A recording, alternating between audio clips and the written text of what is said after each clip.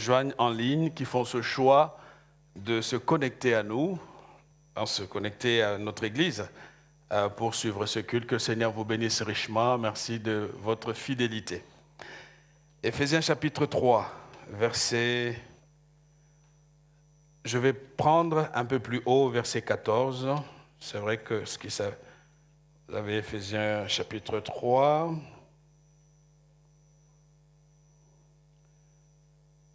Je prends au verset 14, l'apôtre Paul, et je mettrai l'accent sur les versets 20 et 21. C'est là que je ferai ma prédication, mais je donne le contexte. À cause de cela, je fléchis les genoux devant le Père, de qui toute famille dans les cieux et sur la terre tire son nom, afin qu'il vous donne, selon la richesse de sa gloire, d'être puissamment fortifié par son Saint-Esprit, par son Esprit dans l'homme intérieur, en sorte que Christ habite dans vos cœurs par la foi, étant enraciné et fondé dans l'amour. Que vous puissiez comprendre avec tous les saints quelle est la largeur, la longueur, la profondeur et la hauteur, et connaître l'amour de Christ qui surpasse toute connaissance, en sorte que vous soyez remplis jusqu'à toute la plénitude de Dieu. Or, à celui qui peut faire, par la puissance qui agit en nous, infiniment au-delà de tout ce que nous demandons et pensons, à lui soit la gloire dans l'Église et en Jésus-Christ dans toutes les générations, au siècle de siècles. Amen. Seigneur, nous te disons merci, nous te recommandons ce moment de prédication pour que tu puisses vraiment poser ta main, de manière à ce que ce qui va être dit ne vienne pas vraiment de la volonté humaine, comme la Bible dit, mais c'est poussé, c'est sous l'impulsion, sous la révélation, sous l'inspiration du Saint-Esprit que les hommes ont parlé, et ils parlent encore aujourd'hui au travers de ce que les apôtres ont laissé. Seigneur, merci de nous bénir ensemble, de diriger nos cœurs vers toi, vers l'essentiel. Prends toute la place qui te revient et qu'au travers de ces instants, un cœur soit touché, une vie soit fortifiée, encouragée d'une manière ou d'une autre. Merci pour tout, au nom de Jésus. Amen. Nous connaissons ce texte que nous avons lu et nous lisons beaucoup pour la plupart d'entre nous. C'est un merveilleux texte qui me pousse juste à vous proposer ce thème. Dieu peut faire. 3 points de suspension. Dieu peut faire. C'est ce que Paul déclare ici aux Éphésiens dans sa prière. Je vous rappelle qu'on est ici dans une prière. L'apôtre Paul est en train de prier et dans sa prière, il nous livre un certain nombre d'informations que j'ai trouvé utiles pour nous. Utiles parce que souvent lorsque nous prions, et si seulement on nous donnait le temps d'analyser nos prières, on aurait beaucoup de choses à dire. Il y a des prières de peur, il y a des prières de panique. Alors je ne juge aucune prière, mais je rappelle simplement que moi j'aime prendre le temps d'étudier les prières de Paul.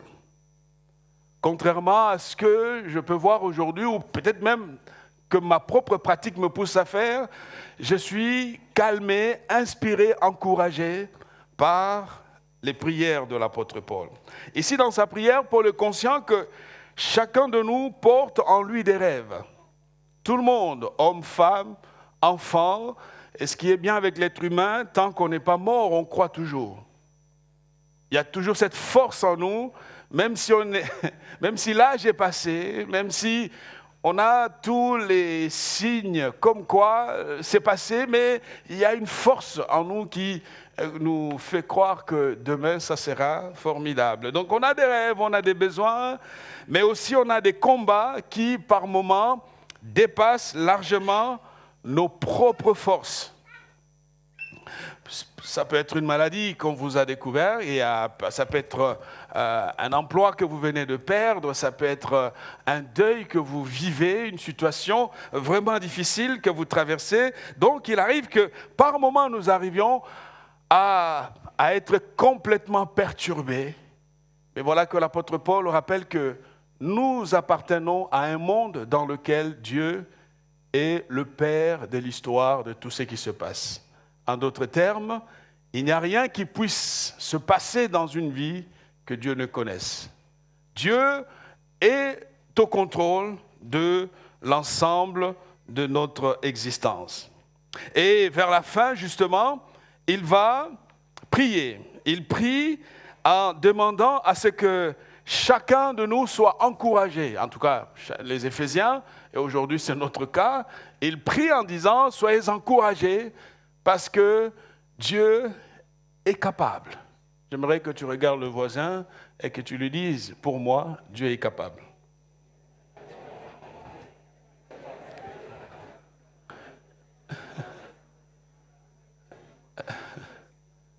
Amen. Non, c'est pas parce que nous sommes à l'église, hein, mais je le dis avec conviction, Dieu est capable. Dieu est capable. C'est ce que Paul dit. Dieu est capable. Bon, on va changer. On va revenir sur le thème. Dis au voisin, Dieu peut faire.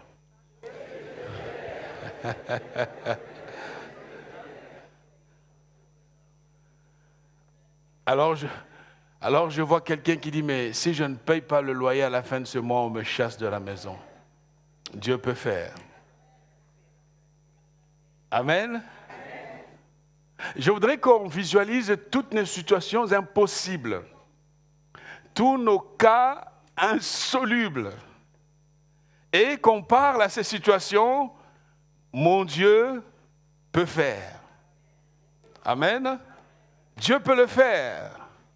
Il peut changer absolument tout. Alors, l'apôtre Paul, si vous lisez, vous avez lu avec moi, il va nous proposer un schéma en 4 temps au niveau du verset 20. Il dit, « Or, à celui qui peut faire », ça va être mon premier point, par la puissance qui agit en nous, ça va être mon 4e point. J'essaye d'être pédagogue, hein, comme ça pour ceux qui prennent des notes, parce qu'aujourd'hui, on est à l'époque. Vous savez, ce que vous n'écrivez pas, vous ne le retenez pas. Vous le savez? Est-ce que vous le savez? Moi, ça m'étonne. Il y en a qui sont forts, hein, mais à l'école, ils n'ont pas été forts.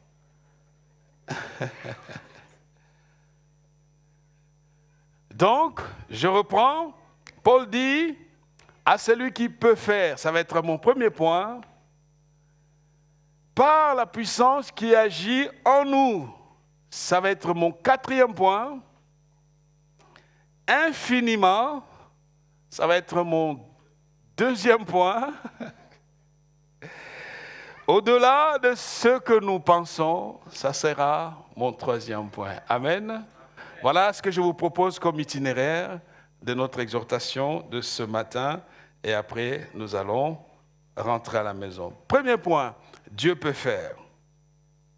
Ici, l'apôtre Paul rappelle l'omnipotence des dieux. Nous prions, nous adorons un Dieu capable. Il n'est pas semblable, comparable aux idoles, aux amulettes, aux charlatans que nous consultons, ni même à nos propres inquiétudes. Il n'est même pas comparable à notre propre jalousie, où à chaque fois que nous voyons quelqu'un prospérer, ça nous fait mal. Non, Dieu est capable. Il a toute puissance entre ses mains. Il a la puissance de guérir, il a la puissance de transformer, il a la puissance de libérer. Il est capable. Et ce matin, peut-être que tu arrives dans l'église avec des situations qui t'inquiètent. Et tu te dis, comment je vais faire pour sortir de l'endroit où je me trouve? L'apôtre Paul, dans sa prière aux Éphésiens, il va leur rappeler que nous prions et nous servons un Dieu capable. Frères et sœurs, Le Dieu de la Bible n'est pas un mythe. Le Dieu de la Bible n'est pas le fruit d'une culture. Le Dieu de la Bible est véritablement le Dieu capable. Et s'il était donné à chacun d'entre nous de témoigner, de parler, d'échanger autour de ce que Dieu a fait dans sa vie, nous sommes témoins des grands accomplissements, des grandes choses que Dieu a réalisées. Voilà, chaque fois que je m'élève et que je marche, je sais que celui en qui j'ai cru est capable. Il est capable de donner même lorsque tout le monde n'y croit plus. Il est capable de visiter même lorsque tout le monde a tourné le dos. Dieu est capable. Et c'est ce que la parole de Dieu va nous montrer dans le texte qui s'affiche, Psaume 126, versets 1 et 13. On est ici, après des décennies de captivité, Dieu va orchestrer un retour dans la terre promise de tous les exilés qui étaient à Babylone. Et on a ici le psalmiste qui crie de joie en disant « Quand l'Éternel ramena les captifs de Sion, nous étions comme ceux qui font un rêve. » Alors notre bouche était remplie de cris de joie et notre langue de chants d'allégresse. Vous savez, quand Dieu nous visite, il remplit notre cœur de cris de joie, mais aussi de chants d'allégresse. Alors je sais que pour certaines personnes qui peut-être traversent des moments particulièrement difficiles, ils peuvent arriver au point de croire que le Seigneur leur a tourné le dos. Seigneur, je viens à l'église. Seigneur, je prie, mais je ne vois rien. Frères et sœurs, le problème souvent, ce n'est pas que Dieu n'agit pas. Le problème, c'est notre façon de considérer ces dieux-là. Notre vision de Dieu. Paul dit, il est capable. Les exilés étaient dans une situation de souffrance extrême. Ils avaient perdu l'espoir. Ils étaient là depuis très longtemps.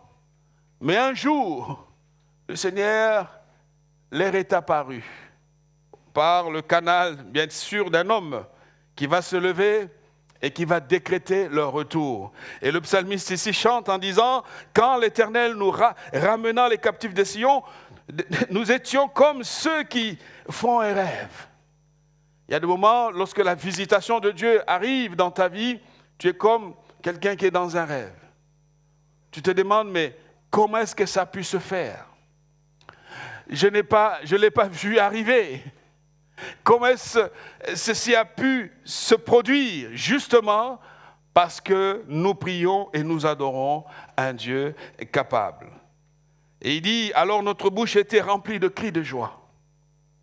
Et notre langue de chants d'allégresse. Alors on disait parmi les nations, l'Éternel a fait pour eux des grandes choses. L'Éternel a fait pour nous, oui, des grandes choses. Ma sœur, mon frère, je suis ce matin venu te dire, Dieu est capable de faire des grandes choses dans ta vie. Alors je sais que nous sommes dans une société très cartésienne, très rationnelle. Mais vous savez, la vie, personne ne vit par procuration pour un autre. Si quelqu'un est cartésien dans sa logique, laisse-le pourrir dans sa logique. La foi est personnelle. Bats-toi pour toi. N'épilogue pas, ne disserte pas, laisse-le comme il est, c'est son choix. Toi qui crois en la parole, en la puissance de la parole, proclame et dis que Dieu le fera.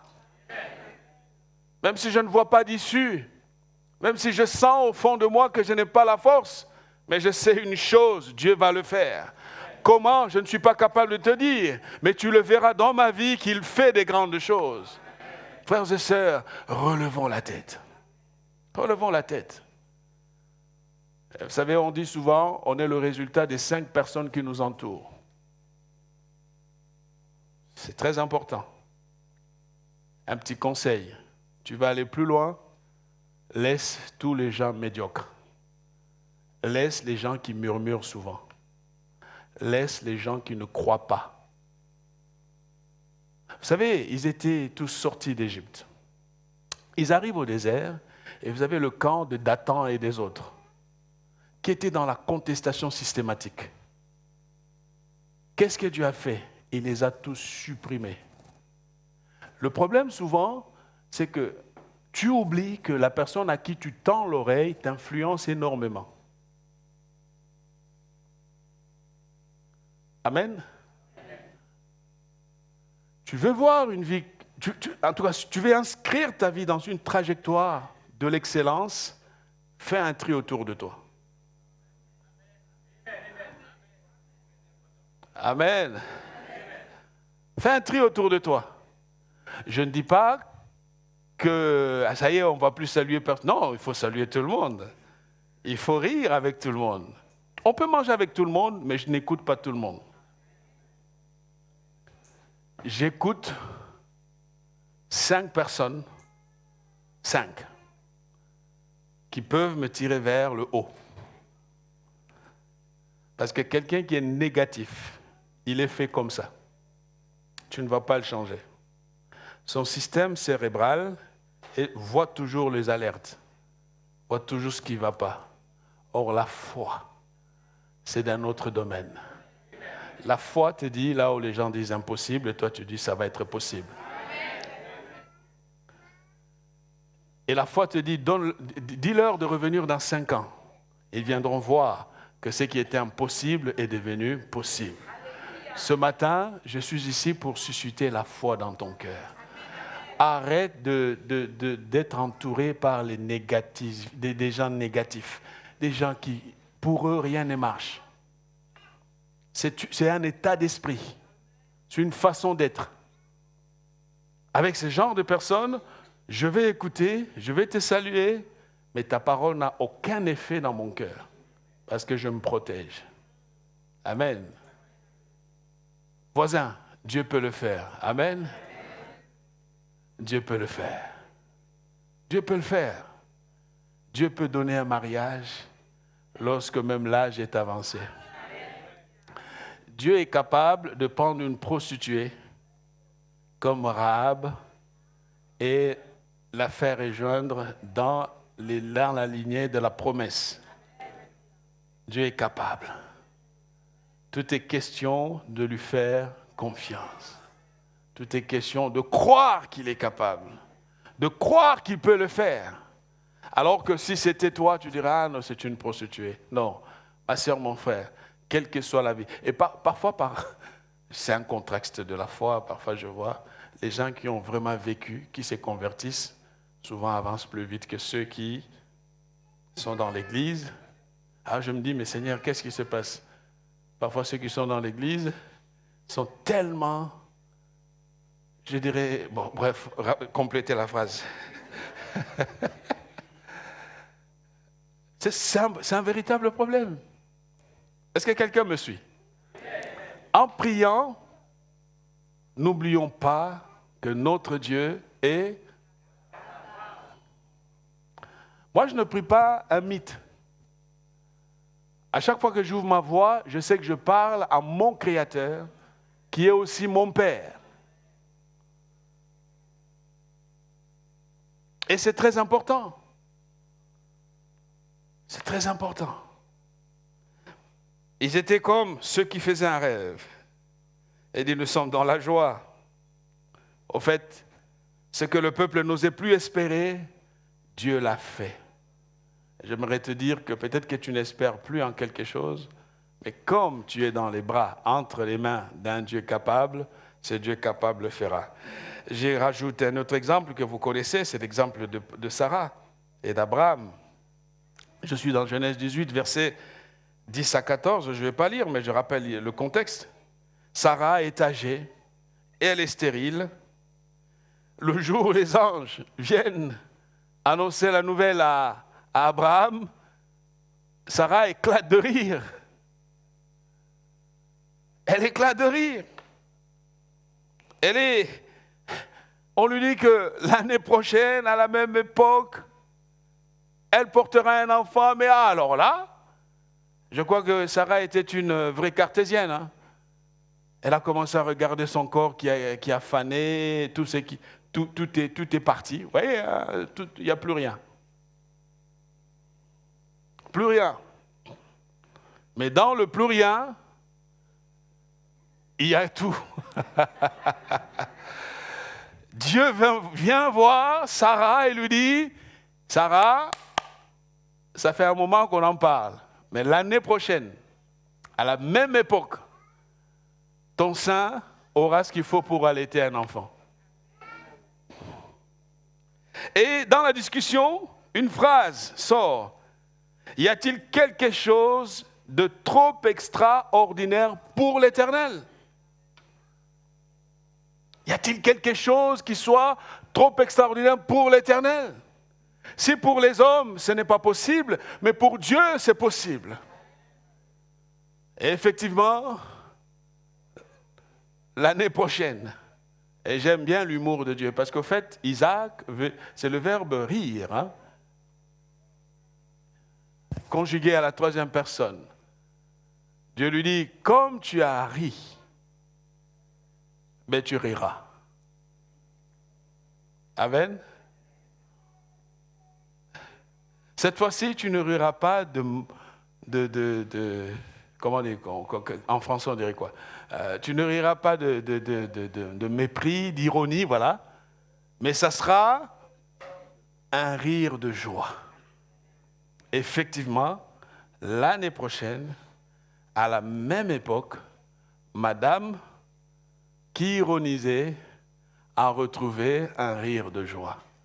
Frères et sœurs, si nous croyons que Dieu va le faire, c'est parce que nous savons qu'il est le Dieu capable. Il n'y a pas de situation impossible pour lui. Ce matin, je ne sais pas dans quelle situation tu te trouves. Je ne sais pas ce qui se passe. Peut-être sur le plan professionnel, familial, relationnel, où tu as l'impression que tout est désert. Sache que Dieu est capable. Deuxième prière de Paul, deuxième élément dans sa prière, il met l'accent sur l'infiniment plus. Ça rappelle la générosité de Dieu. Nous prions à un Dieu généreux. Nous prions à un Dieu qui n'est pas dans une relation d'échange avec nous. Donne-moi pour que je te donne. Non. Notre Dieu est généreux. Il a un autre langage. Quelqu'un me faisait rire un jour en disant, mais vous en France, je ne vous comprends pas. Vous parlez toujours au diminutif. J'ai dit, qu'est-ce que tu veux dire? Un petit café, une petite baguette, un petit chocolat. Non, mais dites simplement le café, le pain, le chocolat. Vous savez, quand vous êtes surpris, vous rassemblez vos idées un peu. Je me dis, ah ouais, c'est quand même logique. Un petit croissant. Dis le croissant.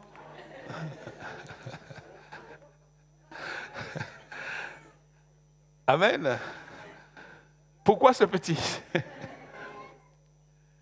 Et parfois, lorsqu'on est avec des copains, juste un petit café. Mais un petit café, ça finit par 3 ou 4 cafés. Non, dis, donne-moi le café. Question de langage. Le langage traduit comment nous voyons les choses. Prends le pain, donne-moi une baguette, donne-moi juste un petit pain, juste un petit chouïa, un petit. Et nous connaissons ce genre de... Bon allez, François, j'ai dit François, changeons notre langage. Amen. La foi commence par verbaliser des choses qui ne sont pas encore dans le domaine du réel. Mais la réalité des hommes n'est pas la réalité des dieux. C'est que Dieu voit, je peux commencer à le déclarer ici et maintenant et le vivre. Vous savez, Paul dit infiniment, en d'autres termes, par-dessus, abondamment, parce que la générosité de Dieu déborde toujours. Vous savez, chaque fois que Dieu nous fait du bien, Seigneur, parfois on se dit, mais Seigneur, pourquoi moi? Et on n'a pas toujours une explication rationnelle. Pourquoi moi, pourquoi pas lui? Frères et sœurs, nous sommes dans le domaine de la générosité de Dieu. Dieu est généreux avec nous. Il nous pardonne chaque jour. Il nous relève chaque jour. Il nous donne la vie. Il nous donne la santé. Il est là. notre Dieu. Paul dit, ce qu'il va faire, ce sera infiniment plus. Vous ne pouvez pas le cantonner, l'enfermer dans des catégories. Dieu est le Dieu capable. Il le fera au-delà de nos rêves les plus fous. Grâce à la puissance illimitée qu'il a, qui est entre ses mains, dont la présence et les ressources connaissent ni frontières, ni pénurie. Frères et sœurs, ce matin, j'aimerais te rappeler que le roi de gloire agira infiniment plus. Est-ce que tu crois à l'infiniment plus de Dieu? Ah, tu sais, parfois on s'inquiète. Un travail s'arrête et tu commences à regarder les factures que tu as à payer. Tout le monde panique. Tout le monde paniquerait. Mais j'aimerais te rappeler qu'avant que tu viennes dans ce monde, quelqu'un savait que tu viendrais dans ce monde. Amen. Et ce quelqu'un-là, tu es en conversation chaque jour avec lui. Crois à l'infiniment plus de Dieu. Frères et sœurs, il faut croire à l'infiniment plus. Nous sommes le résultat de ce que nous voyons. Si dans ton esprit, si dans ton cœur, tu vois l'infiniment plus, le Seigneur est capable de le réaliser. Mais si ton infiniment plus dépend de ton environnement, là tu te trompes. Et là tu n'auras absolument rien. Tu auras le peu que ta famille te donne ou que la société dans laquelle tu vis te donne, alors que Dieu t'appelle à voir au-delà. Un jour, il était dans la difficulté, Abraham, et Dieu lui dit de sortir. Il était dans sa tente et il est confus, il commence à voir l'âge qui passe et il commence à se dire, mais bon, finalement, ça finira comment ce chapitre? Et Dieu lui dit, sors. Vous savez, Dieu, il y a des moments où Dieu nous amène dans un temps d'intimité pour nous parler. Dieu le sort de sa tente et il arrive dehors, Dieu lui dit, lève les yeux. Et il lève les yeux et il regarde, il y avait un ciel étoilé. Et Dieu lui dit, allez, compte les étoiles. Amen. En ce moment-là, il n'avait encore rien. Mais on lui dit de compter les étoiles. Alors j'aimerais te dire, sors et compte les étoiles. Amen. A dit aux voisins, allez, on va aller compter les étoiles.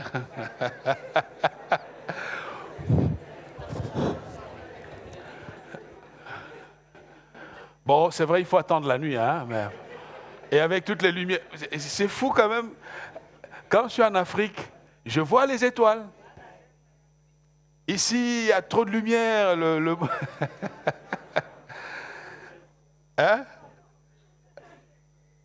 On peut compter la poussière. Compte les étoiles. Voyez le Dieu qui donne infiniment plus. Il veut que nous voyions toujours le plus. Alors, ne dis pas que tu as 64 ans, c'est l'âge de la retraite, ou 65 ans. 7? Il y a des débats, 5, 7, bon. Allez, ça y est, c'est l'âge de ma retraite, je veux me reposer. Non, Abraham, Dieu l'appelle à 75 ans. Ça dit, il y a toujours une seconde vie après la retraite. Ah, est-ce que quelqu'un me croit?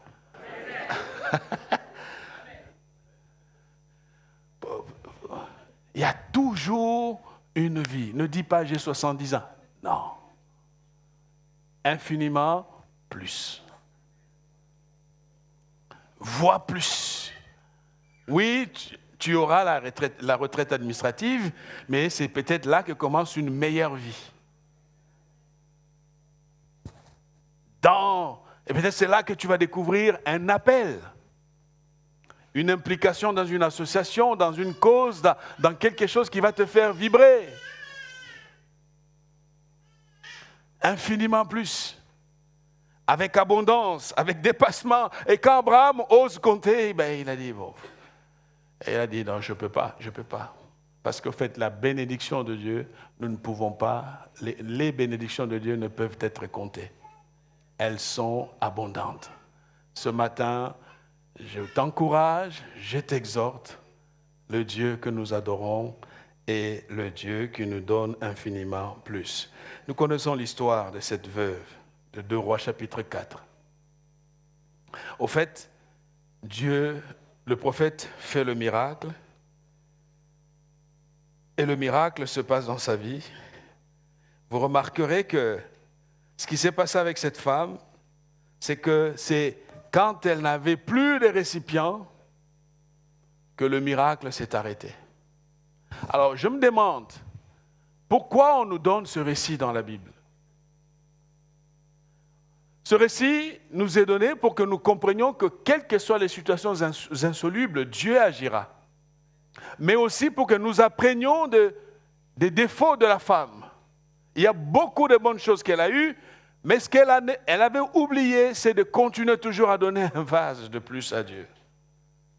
En d'autres termes, l'infiniment plus de Dieu s'arrête lorsque tu n'as plus rien à lui donner pour qu'il le remplisse. Tant que tu as ce qu'il faut, tant que tu as la disponibilité, la volonté que tu places entre les mains de Dieu, ce qu'il va faire, le Seigneur le remplira.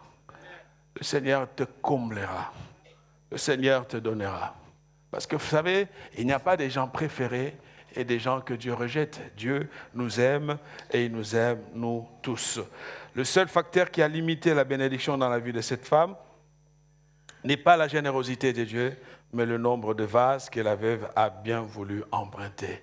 Alors, à celui qui croit et qui fait confiance à Dieu, malgré l'âge, le Seigneur sera toujours présent. Le Seigneur fera toujours avec lui. Le Seigneur ajoutera toujours. Le Seigneur le comblera toujours. Ma sœur, mon frère, où en es-tu? Nous adorons et nous prions un Dieu qui nous donne infiniment plus. Troisième prière de Paul, au-delà de ce que nous pouvons demander et pensons. Alors ça, c'est une autre phase intéressante. Ça dit, je demande, mais Dieu donne au-delà de ce que je peux demander et penser. Et les pensées, c'est très intéressant ici. Vous vous souvenez de la sagesse de Salomon? Nous sommes dans 1 Roi chapitre 3, verset 13. Et ce texte est intéressant, il s'affiche, 1 Roi chapitre 3, verset 13. La Bible dit, je te donnerai en outre. J'aime bien cette précision. Salomon a demandé la sagesse et l'intelligence, mais Dieu ne se limite pas qu'aux éléments demandés. Amen. Dieu lui donne au-delà. Dieu te donnera au-delà, ma sœur. Dieu te donnera au-delà, mon frère. Dieu honore sa demande, mais il rajoute, il y a un bonus. Je te donnerai en outre ce que tu n'as pas demandé. Et je prie Dieu que d'ici la fin de l'année, que Dieu te donne ce que tu n'as pas demandé. Que tu vives cette saison de... Seigneur, j'entre dans une saison où les portes s'ouvrent. Moi-même, je me dis, elles s'ouvrent comment? Je ne comprends pas. Oui, parce que le Seigneur, le Dieu que je prie, est capable de me donner même ce que je n'ai pas demandé. Et Dieu précise des richesses et de la gloire. De telle sorte que il n'y aura pendant toute ta vie aucun roi qui soit ton pareil. Et Dieu l'a honoré, Dieu l'a fait. Ma sœur, mon frère, croyons à ces dieux qui nous donnent au-delà de ce que nous demandons. Qu'est-ce que tu demandes? L'Église a peur aujourd'hui de demander à Dieu parce que nous nous limitons qu'à des choses que nous estimons être possibles. Non. Vous savez, il y a des gens qui attendent l'argent pour faire des projets. C'est faux. On commence par prier. On commence par parler dans la prière. On commence par croire que ça va se faire. Et on continue à travailler son projet. Et on continue à frapper les portes. Mais on a d'abord prié. Amen. Qui t'a dit qu'on fait des choses parce qu'on a l'argent? C'est quoi l'argent? Amen. N'est-il pas écrit que Dieu fera, il prendra les richesses des païens et les donnera à celui qui lui est agréable. Ce verset est violent.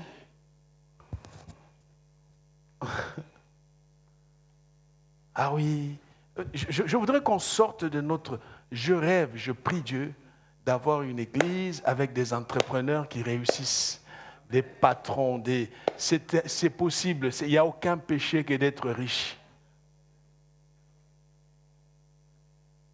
Ça réduit les problèmes on va chercher, quelqu'un cherche du travail, il y a un chrétien qui pourvoit son travail. Dans une de mes églises passées avant de venir ici, je me suis retrouvé avec un frère en prison. Il était en prison pour un problème qui s'est passé au boulot. Et il fallait le sortir, la liberté conditionnelle. Mais il faut un emploi. Vous savez qu'est-ce que j'ai fait? Dans l'église, il y avait un entrepreneur. Je suis allé vers lui. Je lui ai demandé, regarde, on a un problème. Il a dit, qu'est-ce qu'il faut faire? Il faut que tu l'embauches. Bon, le pasteur n'a pas péché, hein? Rassurez-vous, je suis d'ailleurs même filmé. Donc, on lui a fait un contrat et on lui a dit de venir travailler. C'est ce qu'il a fait. Moi, ça me fait mal quand je vois des jeunes chercher de l'alternance, mais ils galèrent sérieusement. Et puis nous sommes là en train de prier, on va au ciel. Toi, tu sais quand tu iras au ciel. Tu as encore 40 ans sur terre. Le ciel, là, c'est compliqué. Voyons plus. Amen. Oh, voyons plus. Ce frère a fait le contrat et on a obtenu la libération de notre frère. Parce que moi, j'avais une femme et 3 enfants à l'église qui pleuraient. Tous les dimanches, sa femme, quand on prie comme ça, je n'en pouvais plus. Je dis, mais Seigneur, fait quelque chose. Église, réveillons-nous. Amen. On a tout laissé entre les mains des non-croyants, des païens, et nous, on attend d'aller au ciel. Ce n'est pas toi qui programme le temps d'aller au ciel. Ce n'est pas toi qui programme le temps où Jésus reviendra. En attendant, tu as ta petite vie là, il faut la vivre. Donc il faut la vivre bien. En croyant que Dieu est capable. Quelqu'un me suit ce matin? En croyant que Dieu est capable. Comme ça, quand il y a des jeunes qui cherchent l'alternance, on sait, voilà, tel est là-bas, tel fait ceci, tel fait cela. Mais voilà, on vous fait rencontrer. Et on avance. Et les choses avancent. Mais nous ne voyons que les impossibilités. Et vous savez, c'est moi vous dire, vous voyez la situation du monde tel qu'est le monde aujourd'hui? Ça ne reviendra pas vers un temps meilleur. Est-ce que quelqu'un me suit? Ça ne reviendra plus. Maintenant, il faut se battre. Et en se battant, il faut croire. Il faut placer entre les mains de Dieu assez de vases. Place entre les mains de Dieu assez de vases pour qu'il les remplisse. Crois, rêve, crois que les rêves se réaliseront. Sors de ton enfermement, tu risques de faire une dépression et de mourir avant le temps. Tu vas faire un AVC et partir avant le temps pour rien. Fais confiance à Dieu, rêve, crois qu'il le fera, qu'il agira. Salomon on est venu le voir, on a vu comment Dieu l'a béni. On a vu comment Dieu était avec lui. Et c'est très important, frères et sœurs, Dieu fera au-delà. Dieu fera au-delà.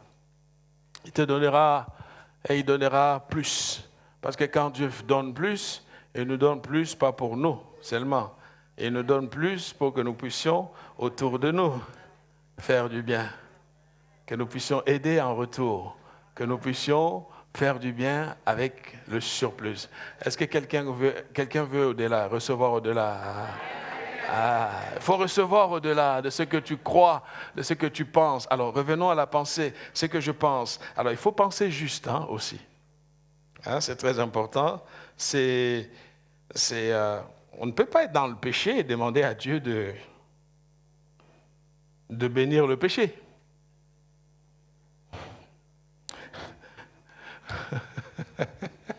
Non, mais il y a des prières malades, il y a des prières compliquées. Il y a déjà, tu sais que c'est pas bien. Mais tu pries pour la bénédiction de ce qui n'est pas bien. C'est contradictoire. C'est Calvin qui expliquait que nos pensées doivent être focalisées, mobilisées sur Dieu quand nous conversons avec lui. Et il rappelle qu'il faut ne rien demander, je le cite, ne rien demander que Dieu ne permette. Ça, c'est intéressant. Il ne faut pas demander quelque chose que Dieu ne permettra pas.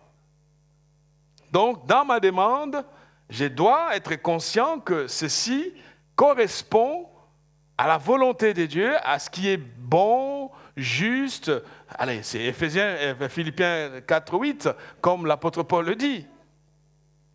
Le psalmiste dit ceci, au psaume 145, versets 18 et 19, « L'Éternel est près de tous ceux qui l'invoquent, de tous ceux qui l'invoquent avec sincérité. » Avec sincérité. Il accomplit les désirs de ceux qui le craignent. Il entend leurs cris et il les sauve. Au-delà de ce que nous pensons et imaginons, ce que demandons. Quatrième chose, et c'est là que je termine mon message, selon la puissance qui agit en nous. Vous voyez la prière de l'apôtre Paul, allez, prions comme Paul. Même sa prière est une prédication. Vous voyez, on prêche la prière de Paul.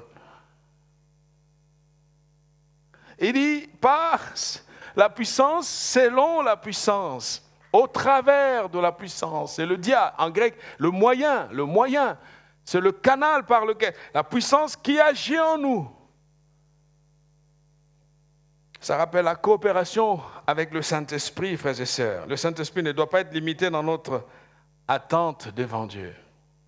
Et vous savez, ce n'est pas pour rien qu'on vous parle que la Bible nous parle du Saint-Esprit.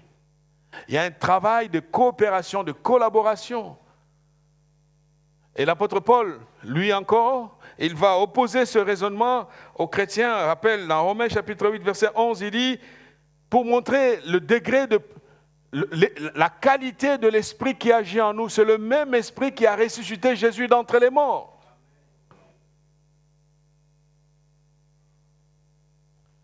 Romains 8, verset 11, « Et si l'esprit de celui qui a ressuscité Jésus d'entre les morts habite en vous, il a fait de vous sa demeure, sa résidence. Celui qui a ressuscité Christ d'entre les morts rendra aussi la vie à vos corps mortels par son esprit qui habite en vous. » Il y a une force, il y a une puissance qui agit en nous. Cette force, cette puissance, c'est le Saint-Esprit. Le Saint-Esprit agit dans ton cœur, dans ta vie. Ma sœur, mon frère, ne néglige pas la puissance de cet esprit-là, qui a la capacité de ressusciter même les rêves morts. Tous tes projets qui sont enterrés, qui n'ont plus la vie, le Saint-Esprit a l'autorité, il a la capacité de les ressusciter, de les réveiller par sa présence en toi. Voilà pourquoi en vivant, en marchant, en servant Dieu, n'oublions pas que la force, la puissance du Saint-Esprit agit en nous. Ce matin, tu veux vivre la différence, tu veux voir tout ce dont on vient de parler ici. N'oublie pas, coopère, collabore avec le Saint-Esprit. Le Saint-Esprit est tout dans notre vie. Il est celui que Jésus nous a laissé pour qu'il puisse nous accompagner au quotidien. pour qu'il puisse nous enseigner, pour qu'il puisse nous diriger, pour qu'il puisse nous parler, pour qu'il puisse nous révéler, pour qu'il puisse nous montrer le chemin. Et ce matin, coopère avec le Saint-Esprit. Ne le laisse pas dans ta vie devant les projets que tu as, projets d'affaires, projets de mariage, projets de vie, projets professionnels. Quels que soient les projets, dis au Saint-Esprit, Seigneur, j'ai besoin de toi dans cette situation. Coopère avec lui, entends la voix de l'Esprit. Laisse-toi travailler par le Saint-Esprit. Écoute sa direction. Écoute ses inspirations. On a fait du Saint-Esprit quelque chose de périphérique. Ma sœur, mon frère, il y a une puissance qui agit en toi. Ah non, je vais le dire jusqu'à ce que tu le comprennes. Il y a une puissance qui agit en toi. Toi, tel que tu es. Toi, comme tu es là, il y a une puissance qui agit en toi. Ici, on ne nous renvoie pas que les super apôtres prient pour nous, les grands pasteurs vont prier. Non, on les laisse de côté. Il y a une grande puissance qui agit en toi. Cette puissance qui agit en toi est aussi la même qui a ressuscité Jésus d'entre les morts. En d'autres termes, tu as l'onction de résurrection en toi. Résurrection de tes projets, résurrection de tes rêves, résurrection de toutes les situations qui peut-être aujourd'hui sont figées. Dieu dit, cette puissance est en toi. Pas en quelqu'un d'autre. Pas dans un lieu, dans une église, dans un bâtiment ou dans un temple. Non, en toi. Tu n'as pas besoin de payer pour voyager, pour aller trouver quelqu'un qui va faire ceci ou cela. Non, tu as le Saint-Esprit. Laisse-le travailler. Laisse-le s'exprimer. Écoute-le. Écoute sa voix. Place ta vie devant lui. Soumets-toi à sa présence.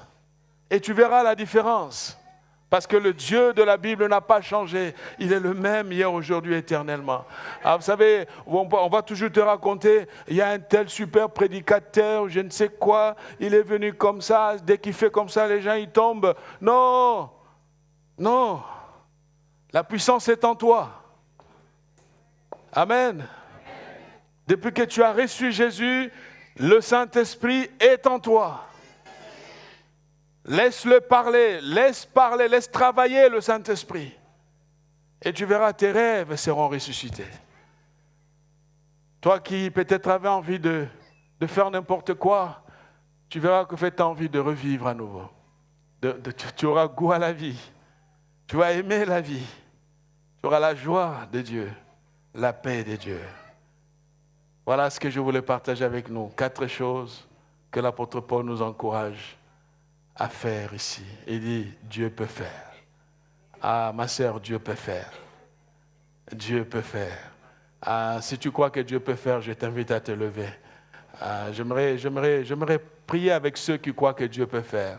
Si tu ne crois pas que Dieu ne peut pas faire, reste assis.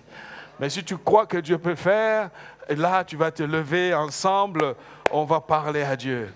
Alors, chacun a son besoin, chacun a son problème, chacun a sa réalité. Et donc, si tu crois que Dieu peut faire, la louange va chanter un chant et nous allons élever notre voix ensemble. Alléluia. Alléluia. Jésus.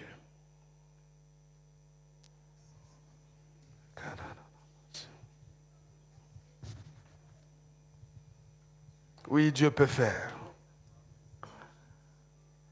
Cette maladie, Dieu peut la chasser.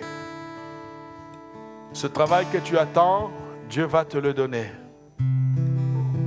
Ce logement que tu attends, Dieu pourvoira. Aujourd'hui, nous prions un Dieu capable. Nous chantons un Dieu capable. Et donc, au travers de ce temps de prière, ce que je voudrais chez toi, c'est simplement que tu puisses proclamer qu'il va le faire. On chante et puis on prie. Alléluia. Jésus. Dieu peut faire infiniment, Dieu de l'impossible. Je sais qu'il peut tout accomplir, il est sans limite. je peux tout accomplir, tout accomplir.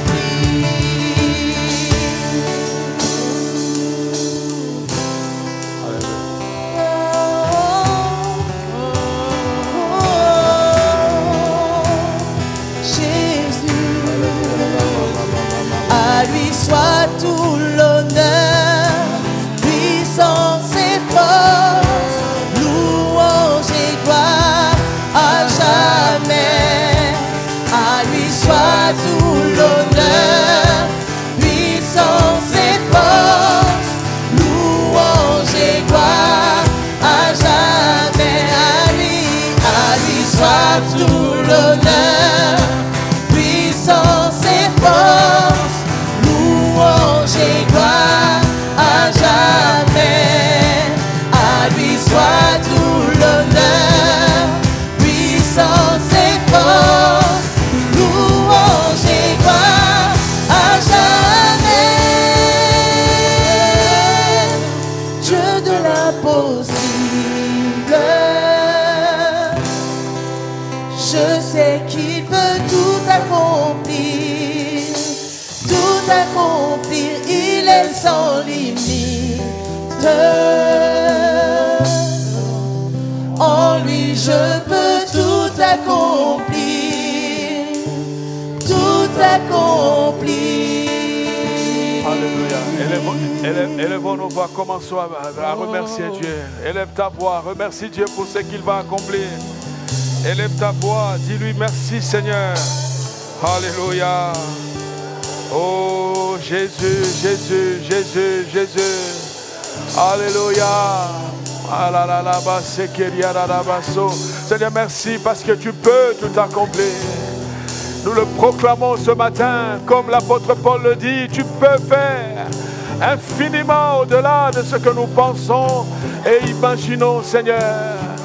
Voilà pourquoi toi nous rendons la gloire, la louange. Voilà pourquoi nous te glorifions, nous te bénissons, Seigneur. Merci Jésus, merci notre roi, merci pour tout ce que tu ne cesses de faire. Toi le roi des gloires, toi le Dieu véritable, toi le Seigneur. Merci Jésus, alléluia. Merci Seigneur, alléluia. Oh merci Jésus. Merci parce que pour toi rien n'est impossible. Même nos rêves les plus fous, Seigneur, tu peux les réaliser. Tu peux le faire, Seigneur. Tu ne dépends pas des systèmes économiques, Seigneur. Tu es le Dieu qui dépend de ta manière de faire. Souverainement, puissamment, mais tu le fais. Ce matin, Seigneur, entends les cris de ton peuple. Et cette proclamation de notre foi, cette confiance réitérée ce matin devant toi. Nous bénissons ton nom, Jésus. Nous bénissons ton nom, roi de gloire. Alléluia. Alléluia. Merci, Seigneur.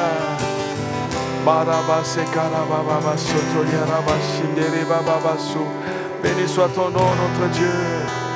Béni soit ton nom, Seigneur. Tu ouvres les portes qui étaient fermées, Seigneur. Tu restaures là où le diable a détruit, Seigneur. Tu répares ce qui était détruit, ô roi de gloire. Nous bénissons ton nom. Seigneur, tu chasses la maladie. Seigneur, tu guéris nos cœurs. Tu guéris nos familles, nos maisons. Nous bénissons ton Saint-Nom, roi de gloire. Alléluia. Amen. Je vais prier pour toi. Alléluia. Seigneur, que l'esprit attaché à cette parole puisse faire, Seigneur, ta volonté dans les cœurs et les vies qui l'ont reçue. Il est écrit, il envoya sa parole et sa parole est guérie. Seigneur, à tout cœur qui s'est ouvert, à tout celui qui s'est disposé, laisse que les bénéfices de cette parole se concrétisent avec autorité. Seigneur, que ta gloire se manifeste, que dans un avenir vraiment très proche, des témoignages suivent. Seigneur, de ce temps passé ensemble, Seigneur, en ce lieu. Que ton peuple reparte encouragé. Celui qui était peut-être dans un état abîmé, très abîmé, qu'il reparte guéri, Seigneur. Qu'il reparte restauré par toi. Toi, le véritable Dieu. Toi, le roi des rois. Nous te remercions, Seigneur, parce que oui, tu peux faire. infiniment au-delà de ce que nous pouvons demander et penser au travers de la puissance qui agit en nous. Seigneur, merci. Que la gloire te revienne et la louange. Au nom de Jésus, raccompagne ton peuple, fais-lui du bien aussi. Garde-le, Seigneur, dans ce temps de vacances, de restauration, de réparation, de renouvellement. Que ta grâce, Seigneur, soit sur nos vies. Quand nous sortons ou nous rentrons, veille sur nous, Seigneur. Protège l'Église, protège tes enfants. Que nous restions attachés à toi, Jésus. Que nous puissions t'aimer plus que tout, notre Dieu.